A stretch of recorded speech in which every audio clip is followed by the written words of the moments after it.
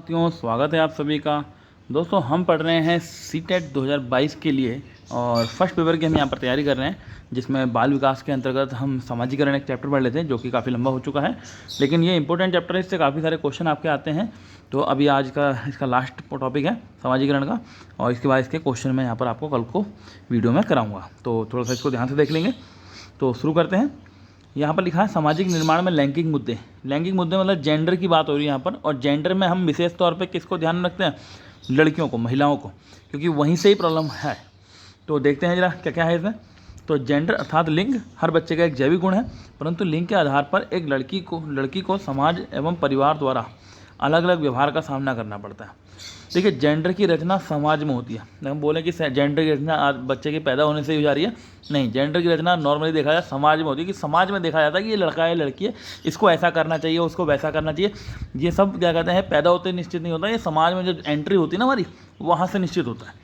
ठीक है, यानी कि ये क्या कहते हैं, जेंडर जो है एक समाज में निर्धारित होता है। ठीक है, आगे जेंडर के आधार पर सामाजिक सांस्कृतिक अंतर देखा जाता है। कैसे क्या देखा जाता है, मैंने यहाँ पर कुछ पॉइंट भी लिखे हैं, इसको देखते रहते हैं।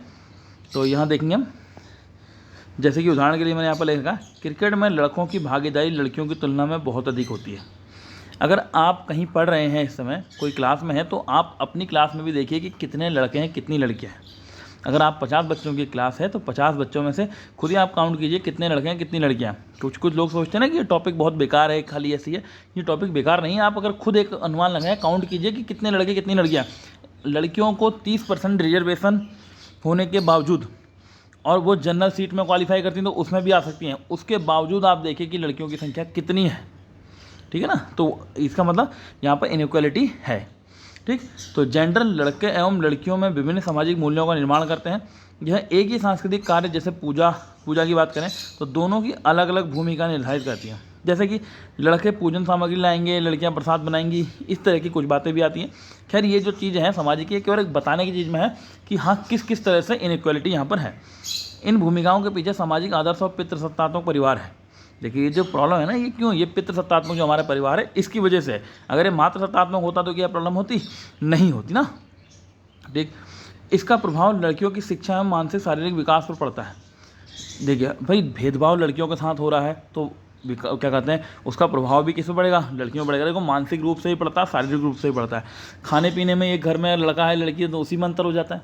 यार, ये लड़का है, कल को ये क्या कहते हैं हमारा साथ देगा, इसे खिलाओ पिलाओ, अच्छा करो, बढ़ाओ, पढ़ाओ भी अच्छा। लड़की है, चले जाएगी ससुराल, ये चीज़ें आती हैं। ये वास्तविकता, भले ही हम कितना भी कुछ कह लें कि वास्तविकता ये दिखाई देती है, जो कि गलत है, सबको पता है, उसके बावजूद भी ये हो रही है। लड़कों तथा लड़कियों के बीच अंतर किए बिना सभी शिक्षार्थियों को एक समान शिक्षा दी जाए तो यह समावेशी समाज निर्माण के लिए महत्वपूर्ण होगा। अच्छा, ये समावेशी जो पॉइंट आया ना, ये बहुत काम का है आपका। ये अभी समावेशी मैं टॉपिक पढ़ाऊंगा अभी आने वाली जो भी इसका टॉपिक में, जो सीटेट का सिलेबस है, मैं उसके अकॉर्डिंग सीरियल से पढ़ा रहा हूँ। जो उसमें आ रहा है, कोई चीज़ छोड़ना नहीं चाह रहा हूँ मैं, इसलिए क्लासें भी काफ़ी लंबी भी जा रही हैं कि क्या कहते हैं, कोई चीज़ छूटे ना। वरना ये मैं बहुत जल्दी सामाजिकरण को 2 ही वीडियो में या एक ही वीडियो में निपटा सकता था, पर उससे कोई फ़ायदा नहीं है। पता चले कि आप खाली नाम के लिए पढ़ रहे हो, जैसे क्लास में पढ़ते हैं, और आपका सिलेक्शन ना हो। सिलेक्शन हो गया क्या, मान लो नंबर आपके 100 नंबर भी आ गए सीटेट में, तो करोगे क्या? अब तो कंपटीशन इतना हाई फाई हो गया कि 120 तो लाने है किसी बात में। तो इसलिए हमें कोई चीज़ नहीं छोड़नी, यहाँ पर सब ध्यान से पढ़ना है। लड़कों तथा लड़कियों के बीच अंतर करने से पूर्वाग्रहों, पक्षपातों, अपमान, भेदभाव तथा दोनों लिंगों के बीच संघर्ष की स्थिति उत्पन्न होती है, और ये वास्तविकता है। ये वास्तविकता है, ऐसा होता है और हो रहा है, और न जाने कब तक होगा। सामाजिकरण में व्यक्तित्व निर्माण, तो यहाँ बात करें, किसी भी बालक के व्यक्तित्व निर्माण में सामाजिकरण का प्रभाव पड़ता है। जाहिर सी बात है, बालक की मनोवृत्ति पर सामाजिक सांस्कृतिक कारक प्रभावी होते हैं। भाई, जिस तरह की संस्कृति में रहेगा, जो चीज़ देखेगा सुनेगा, उसी तरह का उसकी मनोवृत्ति, उसी तरह का उसका मनोभाव हो जाएगा। अच्छा, यहाँ पर मनोवैज्ञानिक आइजैक एवं कैटल के अनुसार क्या है, इन्होंने इस संबंध में अस्थिर व्यक्तित्व तथा स्थिर व्यक्तित्व का सिद्धांत दिया था। तो ये पूछ लिया था कि ये अस्थिर व्यक्तित्व का सिद्धांत या फिर स्थिर व्यक्तित्व का सिद्धांत किसने दिया था। अपने इन निष्कर्षों को उन्होंने व्यक्तित्व में पाए जाने वाले अंतर्मुखी तथा बहिर्मुखी गुणों में विभाजित किया। ठीक है, ये जो उन्होंने बोला, क्या कहते हैं कि संस्कृति का प्रभाव पड़ता है, ये है वो है, तो ये चीज़ें उन्होंने क्या कहते हैं इसमें निष्कर्ष निकाले। तो यहाँ पर इन्होंने बोला कि ये अंतर्मुखी और बहुमुखी दोनों में विभाजित करता है। कुछ बच्चे अंतर्मुखी रहते हैं, मतलब अपने में ही रहते हैं, बिल्कुल हो जाता है। जब किसी के साथ ज़्यादा ही मानसिक रूप से प्रताड़ित किया जाता है, कोई चीज़ ऐसी जो उसको पसंद आए, तो फिर अंतर्मुखी हो ही जाता है। ठीक है, अगला देखते हैं, कैटल के अनुसार क्या है, यदि बच्चा मितभाषी, अनासक्त तथा आलोचक हो तो समाजीकरण द्वारा वह अतिचारी या उदार चरित्र का हो सकता है। गिलफोर्ड के अनुसार क्या है, व्यक्तित्व गुणों का समन्वित रूप है। जैसे ये डेफिनेशन है, ये इंपॉर्टेंट है आपकी, ये कथन किसका है, ठीक है। ये चीज़ें जो है इस तरह की चीज़ें इंपॉर्टेंट होती हैं। आगे बढ़ते हैं। समाजीकरण में बाधा डालने वाले तत्व, तो देखिए बाल्यकालीन परिस्थितियाँ, मॉस्लो एवं मिटलमैन के अनुसार ये सब नाम जो है मनोवैज्ञानिकों के हैं। जो कोई इंपॉर्टेंट होता है मैं बोलता हूँ कि आप इसे देख लीजिए, बाकी वैसे तो कितने सारे आते रहेंगे।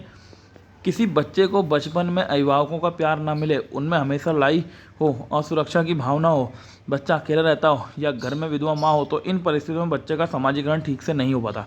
ये जितने भी पॉइंट यहाँ लिखे हैं ना, अगर आप इन पॉइंट को थोड़ा सा अपने ऊपर ऑब्जर्व करके देखिए तो वाकई में क्या समाजीकरण सही से होगा हमारा, नहीं होगा, ठीक है।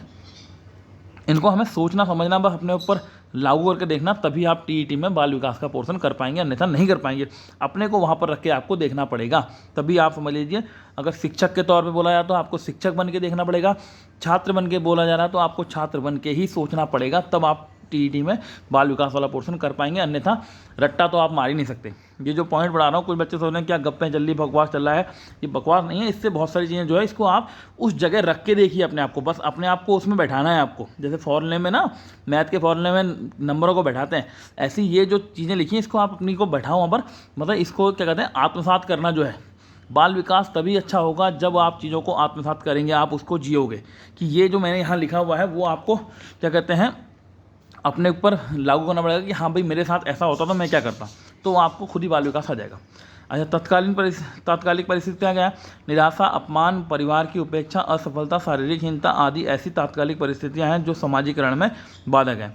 इसके अलावा सांस्कृतिक परिस्थितियाँ, संस्कृति विरोधी तत्व, वर्ग एवं जाति से संबंधित पूर्वाग्रह, दरिद्रता जैसी परिस्थितियाँ एक शिक्षार्थी के समाजीकरण में बाधक होती हैं। तो ये समाजीकरण से रिलेटेड जो टॉपिक थे मैंने मैक्सिमम यहाँ पर लगभग सभी करा दिए हैं आपको, और फिर इसके क्वेश्चन में आपको कल की वीडियो में इसे क्वेश्चन भी कराऊंगा, तो इसको थोड़ा अगर ध्यान से देखा होगा आपने तो क्वेश्चन भी आप कर पाएंगे। और बाकी लास्ट में भी कहूँगा, जो लोग चैनल पर नए हैं, जिन्होंने सब्सक्राइब नहीं किया वो चैनल को सब्सक्राइब कर दें, और साथ ही वीडियो को लाइक और शेयर जरूर कर दें। मिलते हैं फिर अगली वीडियो में, तब तक के लिए नमस्कार।